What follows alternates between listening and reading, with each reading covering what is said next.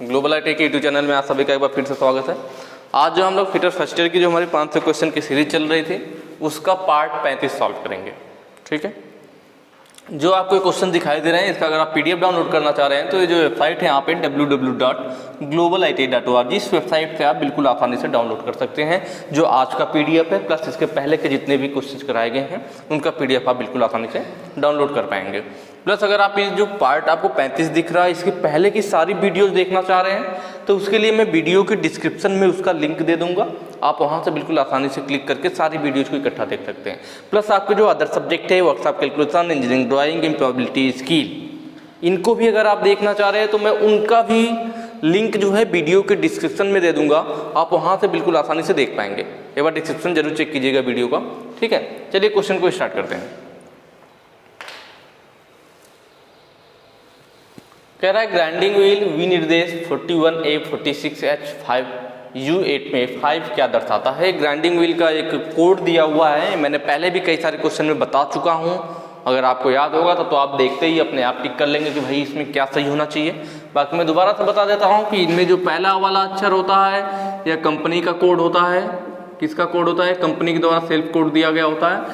आपने पीछे क्वेश्चन में देखा होगा तो उनमें 6 ही नंबर थे, 1 2 3 4 5 6 रहते थे, इसमें 7 है।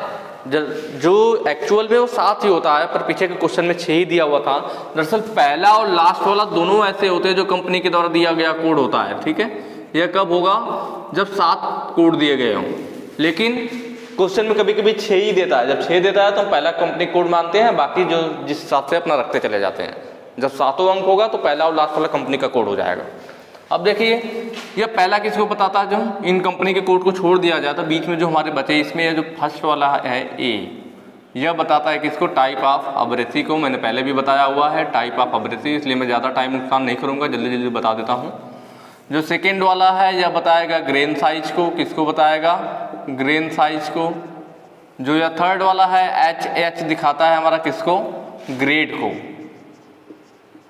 इसके बाद जो है जो 5 है यह डिनोट करता है स्ट्रक्चर को, संरचना को। और जो U है यहाँ पे दे रखा है लास्ट वाला, यह दिखाता है टाइप ऑफ बॉन्ड। ठीक है, तो ये सारी चीजें हैं कि कौन सा चीज किसको डिनोट कर रहा है। हमसे यहाँ पे क्वेश्चन में 5 को पूछ रखा था, 5 वाला स्ट्रक्चर को डिनोट करता है, तो यहाँ पे हमारा सही हो जाएगा ऑप्शन सी। स्ट्रक्चर का मतलब संरचना होता है।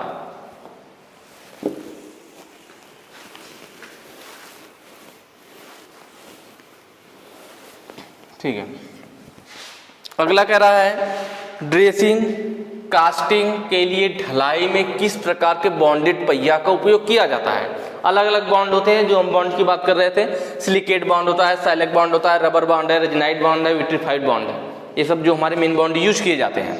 तो यहाँ पे पूछ रखा था कि अगर ड्रेसिंग कास्टिंग की ढलाई में हमें यूज करना हो तो हम कौन से बॉन्ड वाला पहिया यूज करेंगे। तो मैं आपको बताता हूँ कि कौन सा बॉन्ड कहाँ पे यूज किया जाता है। इस चीज को आप अपने कॉपी पे नोट कर लीजिएगा और इसको याद करेंगे आज के बाद। ठीक है, सिलिकेट बॉन्ड होता है, कभी कभी पूछ भी लेता है कि किसको किस अक्षर से डिनोट किया जाता है। सिलिकेट बॉन्ड को एस से डिनोट करते हैं, कैपिटल एस। ठीक है, साइलेक बॉन्ड को कैपिटल ई से डिनोट किया जाता है, प्रदर्शित किया जाता है। रबर बॉन्ड को कैपिटल आर से प्रदर्शित करते हैं। और रेजिनाइट बॉन्ड को बैकेलाइट बॉन्ड भी कहते हैं या रेजिन बॉन्ड भी बोलते हैं। इसको बैकेलाइट बॉन्ड भी बोला जाता है, बैकेलाइट बॉन्ड। इसीलिए बैकेलाइट का बी लिया गया है यहाँ पे, तो इसीलिए इसको बी से भी प्रदर्शित करते हैं। रेजिनाइट बॉन्ड को बी से ही प्रदर्शित करते हैं, बी से। ठीक है, बी फॉर बॉय। क्यों? क्योंकि बैकेलाइट बॉन्ड या रेजिनाइट बॉन्ड दोनों एक ही बात है, उसी का नाम है। अब हम बात करते हैं कौन सा कहाँ यूज होता है। तो जो सिलिकेट बॉन्ड होता है यह यूज होता है कटिंग टूल की धार तेज करने के लिए। अगर हमें कटिंग टूल की धार तेज करना है तो ग्राइंडिंग व्हील में जो बॉन्ड हम यूज करेंगे वो सिलिकेट बॉन्ड यूज करेंगे। साइलेक बॉन्ड यूज करेंगे। साइलेक बॉन्ड यूज किया जाता है हमारा उच्च फिनिशिंग के लिए। अगर हमें किसी जॉब की उच्च फिनिशिंग करनी है, अच्छी फिनिशिंग प्राप्त करनी है, तो हम यूज करते हैं साइलेक बॉन्ड। या मिल्स रोल्स में भी, जो मिल्स वगैरह होती हैं, मिल्स रोल्स में भी साइलेक बॉन्ड यूज किया जाता है। ठीक है, रबर बॉन्ड हम यूज करते हैं जहां पे हमें सूक्ष्म डिग्री फ्लेक्सिबिलिटी की जरूरत हो थोड़ी बहुत, ठीक है। फ्लेक्सिबिलिटी का मतलब क्या, जो थोड़ा बहुत झुकाव, थोड़ा बहुत चेंज कर सके अपने आप को, तो वही है सूक्ष्म डिग्री फ्लेक्सिबिलिटी।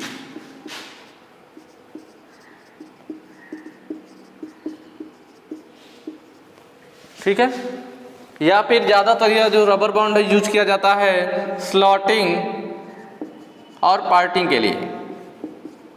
पार्टिंग का मतलब है दो पार्टों में बांटना, किसी भी जॉब को दो पार्टों में बांटना हो वही पार्टिंग ऑफ कहलाता है, पार्टिंग ऑफ, या फिर स्लॉट काटना हो, उन दोनों केसेस में भी रबर बॉन्ड यूज किया जाता है। या सूक्ष्म डिग्री फ्लेक्सिबिलिटी की जहाँ पे ज़रूरत हो, थोड़ी सी सम डिग्री फ्लेक्सिबिलिटी, मतलब थोड़ी उसमें फ्लेक्सिबिलिटी हो, तब वहाँ पे इसको यूज कर लेते हैं, क्योंकि रबर का है तो थोड़ा बहुत उसमें फ्लेक्सिबिलिटी हो जाएगा। जो रेजिनाइट बॉन्ड है हमारा, यह यूज किया जाता है स्नैगिंग ग्राइंडिंग के लिए। जहाँ स्नैगिंग ग्राइंडिंग का मतलब होता है, स्नैगिंग ग्राइंडिंग कब बोलते हैं, जहाँ फिनिशिंग को ध्यान में ना रखते हुए अधिक मटेरियल काटने की बात हो, जहाँ हमें जल्दी से जल्दी अधिक मटेरियल काटना हो, फिनिशिंग हमारे लिए कोई मायने नहीं रखता है, उसको स्नैगिंग ग्राइंडिंग बोलते हैं। और स्नैगिंग ग्राइंडिंग के लिए रेजिनाइट बॉन्ड यूज किया जाता है, और ड्रेसिंग कास्टिंग के लिए भी रेजिनाइट बॉन्ड यूज किया जाता है। तो ऑप्शन डी हमारा सही हो जाएगा, यही हमारा ड्रेसिंग कास्टिंग में भी यूज होता है। ठीक है, तो ऑप्शन डी सही हो जाएगा। सारों चीज़ों जो मैंने बताया आपको सभी को नोट कर लीजिएगा, ताकि अगर इससे रिलेटेड भी कोई क्वेश्चन आए तो आपको प्रॉब्लम ना हो।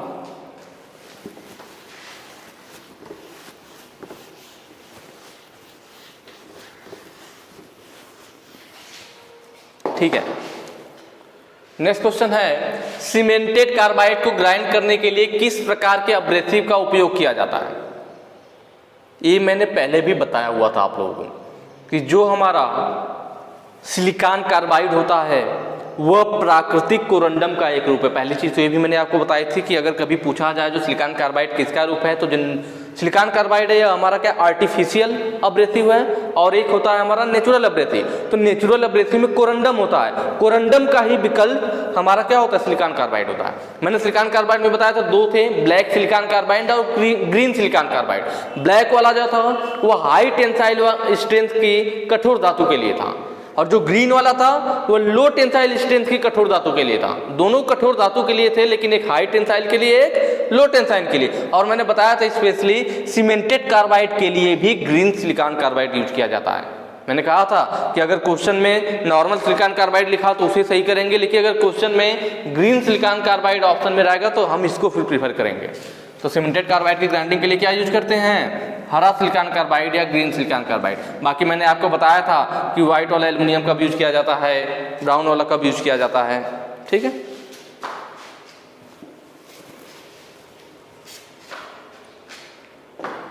एक वर्नियर माइक्रोमीटर के एक वर्नियर डिवीजन का मान क्या है। चलिए इसको हम लोग देखते हैं क्या कह रहा है। कह रहा है कि एक वर्नियर माइक्रोमीटर की बात कर रहा है। किसकी बात कर रहा है, यह बात कर रहा है वर्नियर माइक्रोमीटर की, और एक वर्नियर डिवीजन का मान पूछ रहा है हमसे। ठीक है, तो अगर आप लोग को याद होगा तो माइक्रोमीटर जनरली जो होता है हमारा इस टाइप से होता है।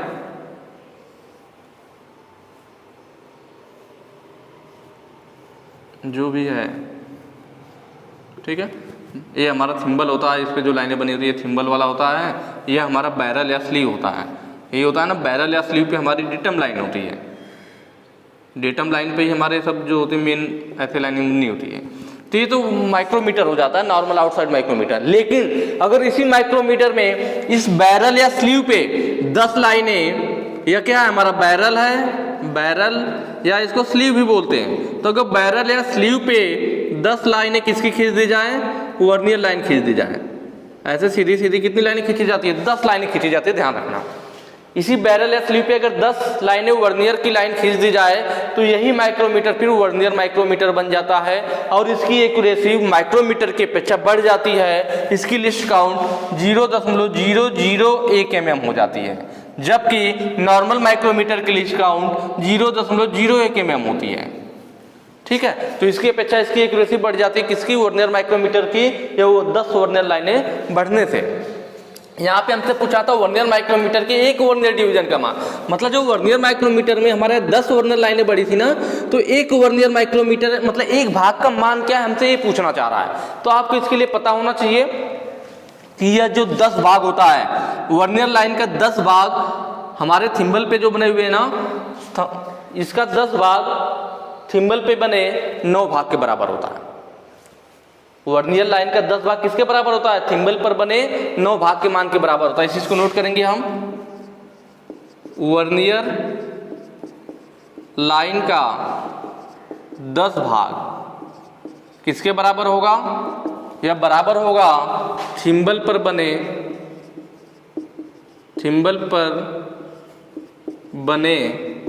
9 भाग के बराबर। समझ में आ रही ना। वर्नियर लाइन के जो 10 भाग 10 लाइनें हमने खींच रही है, 10 लाइनें किसके बराबर है, थिम्बल पर 9 लाइन के बराबर है। अब इसका मतलब अगर हमें थिम्बल पर 9 भाग का मान पता चल जाता तो हम 10 भाग जो है उसका पता चल जाता, फिर यहाँ से हम एक भाग का मान निकाल लेते हैं। तो हमारे पास सवाल है कि हमें पता चले कि थिम्बल के एक भाग का मान कितना है। एक भाग का मान पता चल जाएगा तो 9 भाग का निकाल लेंगे। एक भाग का कैसे पता चलेगा, तो आपको ये चीज़ मालूम होगी कि थिम्बल पर कितने भाग होते हैं, 50 भाग होते हैं। थिम्बल पर होते हैं 50 भाग, ठीक है। और आपको मालूम होगा कि जब हम थिम्बल का एक चक्कर घुमाते हैं तो यह स्लीव पे कितनी दूरी चलती है, 0.5। ये सारे कॉन्सेप्ट पता होंगे तभी आप कर पाओगे कि थिम्बल पर 50 भाग होते हैं और जब थिम्बल एक चक्कर घूमता है तो वह स्लीव पे एक भाग के बराबर दूरी चलता है जो कि 0.5 के बराबर होता है। इसका मतलब आप कह सकते हो कि जब हमने एक चक्कर घुमाया, मतलब थिम्बल एक चक्कर घुमा मतलब उस पर टोटल 50 भाग थे, तो इसका मतलब थिम्बल कितना भाग चला, एक चक्कर घूमने का मतलब 50 भाग चला और 50 भाग चलने पर 0.5 बराबर दूरी आगे बढ़ा। इसका मतलब थिम्बल के 50 भाग का मान किसके बराबर आया, थिम्बल के 50 भाग का जो मान आया वह मान आया किसके, 0.5 mm के बराबर, क्योंकि भाई 0.5 mm आगे बढ़ा है। अब हमें चाहिए थिम्बल के एक भाग का मान। एक भाग का मान कितना होगा, एक भाग का जो मान होगा वो होगा 0.5/50। ऊपर नीचे गुणा करेंगे 5/500, 5 से कट जाएगा 100, 1/100 .001 mm, यही होगा ना। तो हमें एक भाग का मान पता चल गया। और यहाँ पर यह किसके बराबर भाग था, यह 10 भाग 9 भाग के बराबर था, तो 9 भाग का मान कितना हो जाएगा, 9 × 0.01 mm। ये किसका मान आ गया, थिम्बल के 9 भाग का मान। और वो 9 भाग किसके बराबर था, वर्नियर लाइन के 10 भाग के बराबर था। अब क्वेश्चन में हमें वर्नियर डिवीजन के एक भाग का मान पूछा है, एक भाग का मान निकाल लेते हैं। वर्नियर लाइन के 10 भाग का मान अगर इतना है तो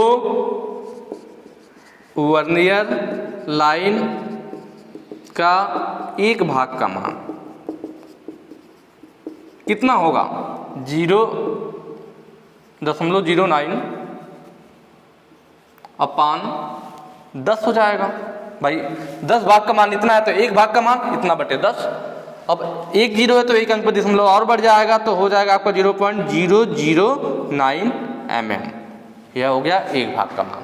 तो यहाँ ऑप्शन देख लेते हैं, ऑप्शन जो सी है आपका सही हो जाएगा। तो बहुत ही आसान है, बशर्ते आपको ये चीज़ें पता होनी चाहिए कि थिम्बल पर कितने भाग होते हैं, 50 भाग होते हैं। एक चक्कर लगाने पे वो कितनी दूरी बढ़ता है, 0.5 बढ़ता है, इसका मतलब 50 भाग का मान 0.5 है। तो वहाँ से आप एक भाग का मान निकाल लोगे। एक भाग का मान वही आएगा जो माइक्रोमीटर की लिस्ट काउंट होती है। उसके बाद फिर हमें ये भी पता होना चाहिए कि जो वर्नियर का 10 भाग होता है यह थिम्बल के 9 भागों के बराबर होता है। मतलब ये कॉन्सेप्ट आपको पता होगा तभी आप सॉल्व कर पाओगे। अगर आपको पता ही ना हो कि ये 10 भाग किसके बराबर है तब तो फिर कोई काम ही नहीं बनेगा। इसलिए मैंने जो लाइनें बोली उसको याद होगा आपको, तभी काम बनेगा।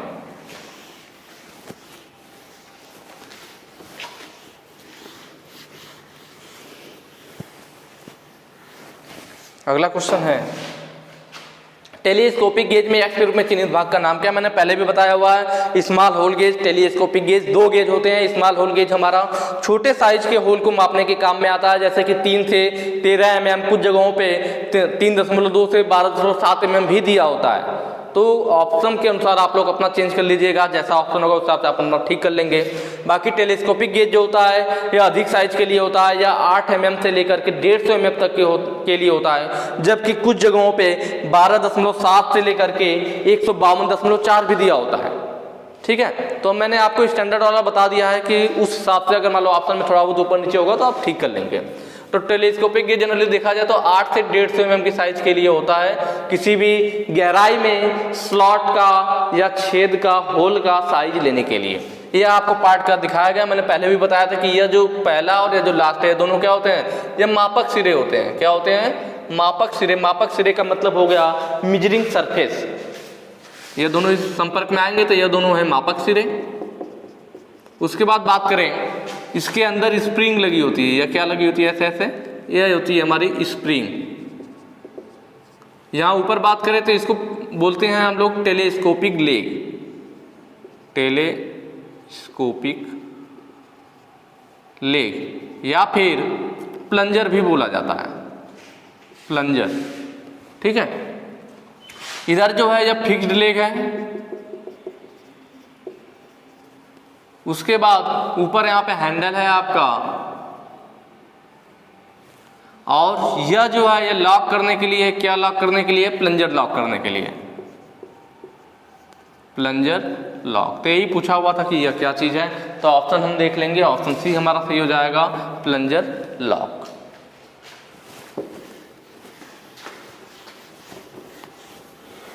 अगला क्वेश्चन है, यहाँ फिगर दिखा रखा है, पूछ रखा है कि टूटे हुए स्टड को निकालने की यह कौन सी विधि है। स्टड टूटा हुआ है आपका किसी भी पार्ट के अंदर, और इस स्टड को इस टूल की मदद से निकाला जा रहा है। इस टूल को बोलते हैं स्टड एक्सट्रैक्टर। क्या बोलते हैं इस टूल को? स्टड एक्सट्रैक्टर बोलते हैं। स्टड एक्सट्रैक्टर इसको बोला जाता है, जिसकी मदद से टूटे हुए स्टड को निकाला जा रहा है, या फिर इसका एक और नाम इजी आउट मेथड बोलते हैं। इसको स्टड एक्सट्रैक्टर के द्वारा निकाला जा रहा है, या इसको इजी आउट मेथड भी बोला जाता है। इसी चीज को क्या बोलते हैं? Easy out method. तो यहाँ पे ऑप्शन में हम देखेंगे तो ऑप्शन में इजी आउट लिखा हुआ है, स्टड एक्सट्रैक्टर नहीं लिखा हुआ है, तो ऑप्शन ए हमारा सही हो जाएगा, इजी आउट। दोनों एक ही बात है। ठीक है,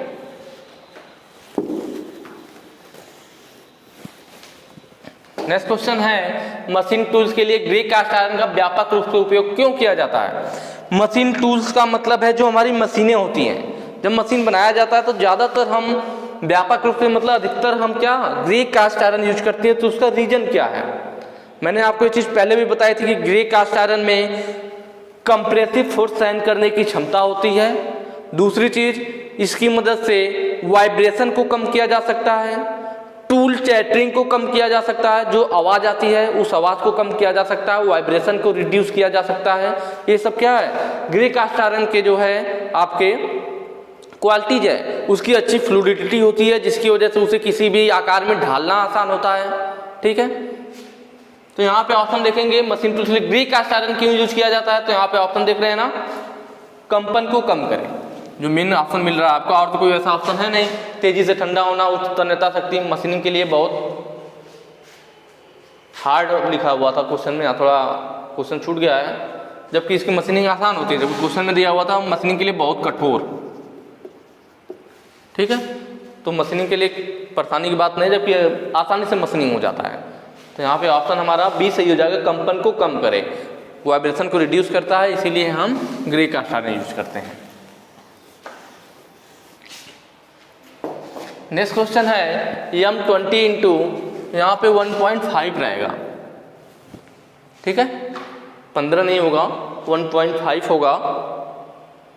टैप ड्रिल साइज क्या है? देखिए, टैप ड्रिल साइज के 3 फार्मूला होते हैं। सबसे एक्यूरेट और सही जो होता है वो होता है TDS is equal to TS minus 2D। यह मेन फार्मूला है आपका। ठीक है, हम D जो होती है वो डेप्थ ऑफ थ्रेड होती है, तो इसको हम यूज कर लेते हैं 0.61 इंटू P का मतलब पिच हो गया। यह हो जाती है डेप्थ ऑफ थ्रेड मीट्रिक के लिए। अगर यहीं पे ब्रिटिश की बात करता तो 0.64 हो जाता। मीट्रिक की बात करेगा तो D की जगह जब रखेंगे तो यहाँ 0.61 रखेंगे, और अगर यही ब्रिटिश का पूछता तो यहाँ पे 0.64 रख देता तो ब्रिटिश का निकल जाता। तो ये फार्मूला सबसे एक्यूरेट हमारी माप देता है। इसके अलावा 2 फार्मूले और भी हैं जिसकी मदद से हम निकालते हैं। Tap drill size TDS, tap drill size is equal to tap size minus P का मतलब पिच। डायरेक्ट इस फार्मूले से भी निकाल सकते हैं, या एक थंब रूल वाला होता है, tap drill size is equal to TS tap size into 0.8। इसको थंब रूल भी बोलते हैं।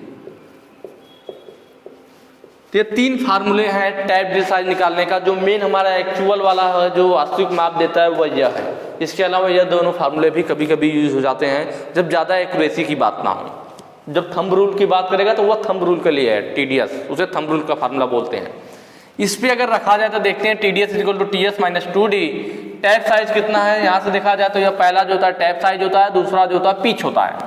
टैप साइज दिया हुआ हमें कितना 20 दिया हुआ है, 20 रख लेंगे माइनस 2 इंटू डी की जगह 0.61 इंटू पी का मतलब पिच। आगे बढ़ेंगे 20 माइनस 2 इंटू 0.61 इंटू पी की जगह 1.5, पिच 1.5 है। अब आगे काम कर लेते हैं, 1.5 दूना 3 हो जाएगा इंटू 0.61। आगे बढ़ेंगे 20 माइनस 3 एकम 3, 3 छक 18, 2 अंक पे दशमलव 1.83 हो जाएगा। 20 में से 1.83 घटाया जाएगा तो कितना आ जाएगा, 8 3 7 90, 10 100, 7 10 7 17 हो जाएगा आपका 18.17 mm। आप जो घटा के देख लीजिएगा, ठीक है। ये चीज़ हमारे पास आ जाएगी। लेकिन ऑप्शन में देखिए इस रेंज में कोई है ही नहीं। देखा जाए तो इसको सही कर सकते हैं, 18.17 18.5 है। तो यह किससे आया, तो ये जो क्वेश्चन में इन्होंने निकाला है इस दूसरे वाले फार्मूले से निकाला गया। इस पे देखिए तुरंत आ जाएगा। TDS बराबर क्या था, TS minus P. TDS is equal to TS minus P. Tap size 20 दिया था माइनस पिच कितना 1.5 है, 18.5। तो एग्जैक्ट वैल्यू आ जाती है। तो इन्होंने ये वाला फार्मूला यूज किया है, इस वजह से ऐसा हो रहा है। तो कंफ्यूज नहीं होना है। इससे भी आपको इस राउंड में जो लग रहा है तो 18.17 के बाद 18.5 दिख रहा है, तो इसको सही कर सकते हैं। यह जो वैल्यू आई है बिल्कुल एक्यूरेट आई है। और जब यह एक्यूरेसी की बात ना हो तो हम इस फार्मूले का भी यूज कर सकते हैं। तो उस वाले फार्मूले पे निकाला गया तो 18.5 हो जाएगा। ऑप्शन ए आपका सही हो जाएगा।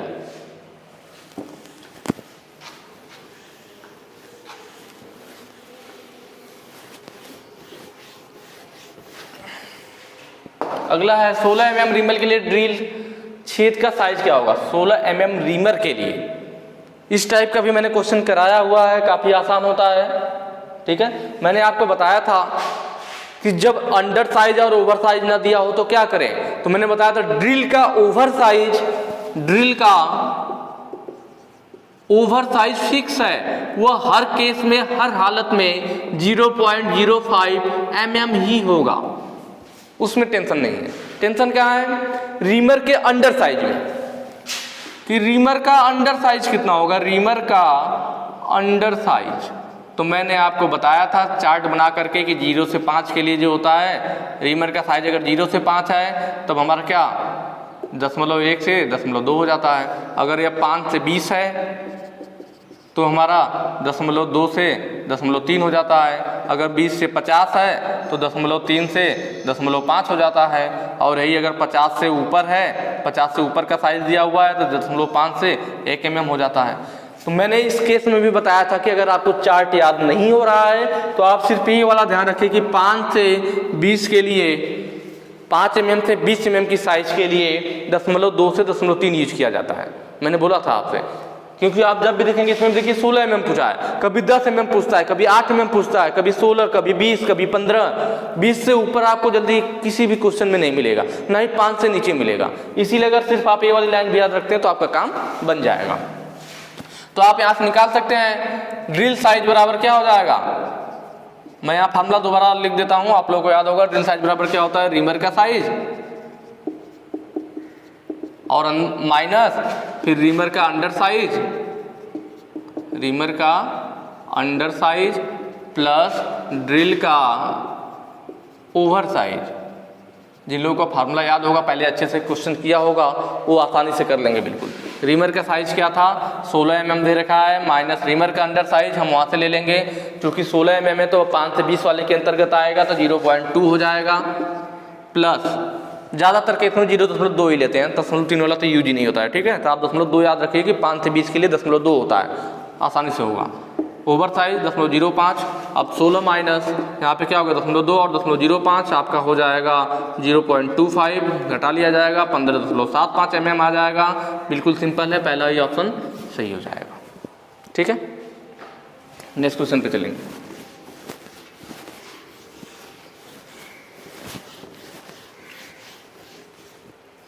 अगला है एक से चिन्हित भाग का नाम क्या है? यह ब्रेस्ट प्लेट जो है ड्रिलिंग मशीन दिखाई गई है, ब्रेस्ट ड्रिलिंग मशीन होती है। इसको ब्रेस्ट मतलब मनुष्य जो है अपने छाती के द्वारा इस पर प्रेशर देता है दबा करके, और इसको हैंडल से घुमाते हैं और ड्रिल होता है। ज़्यादा प्रेशर लगे इसलिए ब्रेस्ट प्लेट लगी होती है, जिससे मनुष्य अपनी छाती से इसको दबा करके प्रेशर दे और यहाँ हैंडल घुमाए तो किसी पार्ट में ड्रिल किया जा सके। ठीक है, तो इसीलिए इसको क्या बोलते हैं? इसको बोलते हैं ब्रेस्ट प्लेट। ठीक है, क्या बोला जाता है? ब्रेस्ट प्लेट बोलते हैं। ये जो चीज़ दे रखी है, और यहाँ पे जो दोनों है ना बीवेल गियर है, और यहाँ पे जो छोटा वाला दिखा रखा है एक यहाँ पे ऐसे टेपर में, एक गियर यहाँ पे अलग से ऐसे। तो यह दोनों तो जो है यह स्पीड बढ़ाने के लिए, स्पीड बढ़ाने के वाला बीवेल गियर है। ठीक है, दिख रहा होगा आपको। उसके बाद ये तो आपका हैंडल है, जो हैंडल का अलग से फिगर दिखा रखा है यहाँ पे, और ये जो इसको इसी को पूछ रखा था कि यह क्या चीज़ है। तो ये देख रहे हैं आप ना, कभी भी एक चीज़ ध्यान रखना आप, जो हमारा गियर अगर कहीं पे दिया हुआ 2-3 गियर 4 गियर कितने भी गियर हो, तो जो सबसे छोटा गियर होता है उसको पिनियन बोलते हैं। कहीं पर भी 3-4 गियर लगे हुए हैं तो उन चारों गियर में से जो सबसे छोटा गियर होगा वो पिनियन कहलाता है। बाकी सबको गियर बोलेंगे पर सबसे छोटे वाले गियर को हम क्या बोलते हैं? पिनियन बोलते हैं। तो यहाँ भी देख रहे थे एक गियर ये था, एक गियर ये था और एक गियर ये था, सबसे छोटा वाला गियर ये है, तो इसीलिए इसको क्या बोलेंगे? पिनियन बोलेंगे। बीवेल गियर ये है, लेकिन इन तीनों गियरों में गियर सबसे छोटा है और सबसे छोटे गियर को हमेशा पिनियन बोला जाता है। तो यह हमारा क्या कहलाएगा? यह कहलाएगा बीवेल पिनियन। ठीक है, यह जो हिस्सा यहाँ पे बना हुआ है फ्रेम जैसा, इसी को बोलते हैं हम क्या? फ्रेमवर्क। ठीक है, उसके बाद यहाँ पे आपका लॉकिंग स्क्रू भी दिया हुआ है, लॉकिंग स्क्रू। तो इस तरह से आपके पार्ट है। नीचे आपका चक लगा हुआ है, तो ये आप पार्ट के नाम वगैरह देख लीजिएगा। तो यहाँ पे हमसे उसका पूछ रखा था, तो वह क्या कहलाएगा? बीवेल पिनियन कहलाएगा। तो ऑप्शन हमारा क्या होगा? बी सही हो जाएगा। ठीक है, ठीक है, आज के लिए इतना ही। बाकी अगर वीडियो अच्छी लगी हो तो ज़्यादा से ज़्यादा शेयर कीजिएगा। आगे के जो क्वेश्चन है हम लोग नेक्स्ट वीडियो में करेंगे। Thank you.